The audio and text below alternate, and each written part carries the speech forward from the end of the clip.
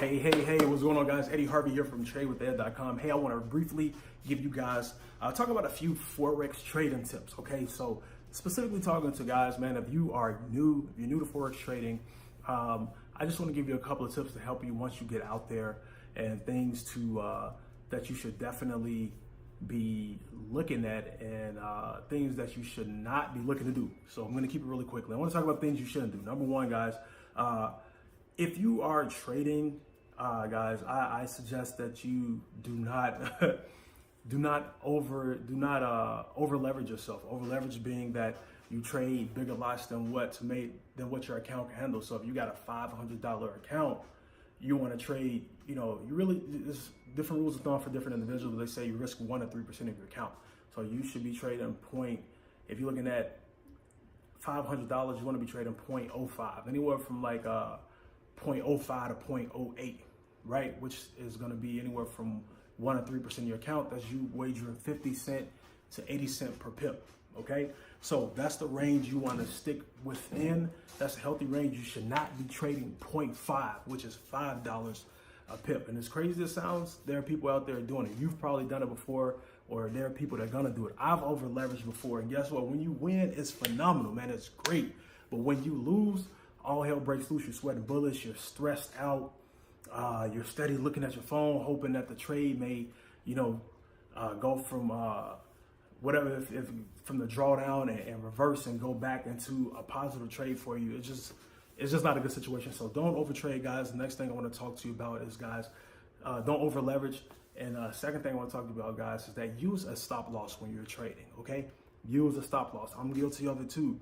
I've blown several accounts. I've blown 2 accounts in 2 days, man, by not using a stop loss because I thought I was smarter than the markets. You're not going to be smarter than markets, and understanding that stop loss is there to protect you. That's what it's called, a stop loss. So when I looked in hindsight, I went from where, man, I would have lost $5 in a trade, and I look up, I would have lost $5 instead of losing $85 because had I used a stop loss, that's just being smart. So you definitely want to use a stop loss with your trades.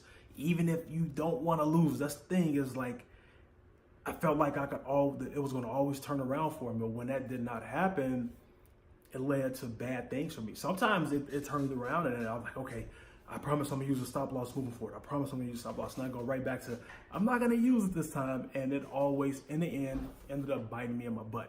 So, guys, use a stop loss, okay? And do not overtrade. That's the third thing I want to tell you guys is do not overtrade.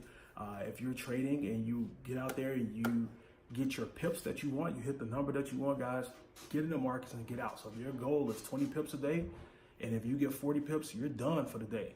All right, if your goal is 100 pips for the day and you get your 100, or if you trade it and you get about 50, and you're looking at, if you're like, okay, I don't want to trade anymore, then don't trade anymore. So it just varies to what you want to do. But I would say, don't overtrade. If you have a feeling like you don't want to trade no more, trading is a lot psychological aspect, guys, more than anything else. If you get into a mode to where you don't feel like trading, then don't trade, okay? Do not trade. You don't want to be an emotional trader. But don't overtrade. If you got a set number of pips, if you get it, some days you'll get it, some days you won't. If you don't get it, guess what? You got the next day to go back and get it in. And it's a good chance you're going to get more than what you got, okay? So that's what I want to tell you on that side. Now, on the flip side, guys, what I tell you guys is find mentorship.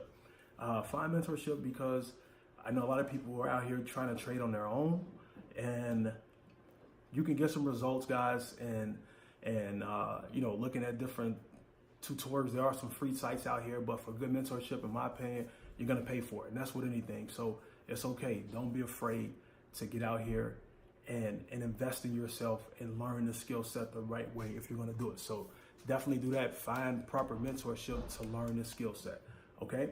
The next thing I want to tell you on the positive side, I don't want to say positive or negative, but I'm just looking at the things that you don't want to do versus things that you do want to do, guys, is that when you're trading, you want to make sure you're trading with money that you can afford to trade with, okay? Don't go out here trading, utilizing your rent money or your mortgage money, or pulling all your money out of your savings because you want to hurry up and start trading. Build yourself. If it takes you a little longer, trading ain't going anywhere. It's been around since the beginning of time. It's not going anywhere. Build yourself up a nice reservoir of money that you can utilize to dedicate to trading, because losing is a part of trading.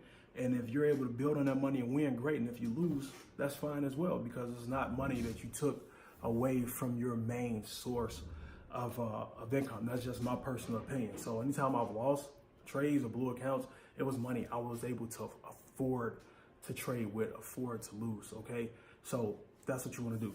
Now, the next thing I want to share with you guys is to utilize tools. There are tools out there made available to you to help you while you're learning. If you're new, especially if you're looking to trade and you want to learn the skill set, there are tools made available to you, to proven tools to help you earn while you're learning. Take advantage of different tools. All right, you want to make sure that you're absolutely doing that. Okay, take advantage of tools. All right, and the last thing I want to share with you guys, last but not least, oh my gosh, I am drawing a blank. This is a real video. I had something else I wanted to share with you guys. Take advantage of tools. Oh, okay, got it. When you're trading, guys, find a strategy that resonates with you. Once you find your strategy, it might take you some time. Once you find a strategy that fits your trading style, learn that strategy and get in your demo account and practice that strategy until you master it. Once you master that strategy, all you need is one good strategy to crush it in the Forex markets. Once you find that strategy, that can be a game changer for you. All right, guys, so this video is getting a little longer than I wanted it to be, but Forex trading tips. I hope you got some value from what I shared. And if you want to learn more about Forex, guys, simply subscribe to my channel here. And if you want to learn more about the platform that I utilize and take advantage of, that gives me education and tools, simply go to tradewithed.com and you'll be able to find more information out about that. With that being said, guys, I will talk to you all later. Take care and have a great day.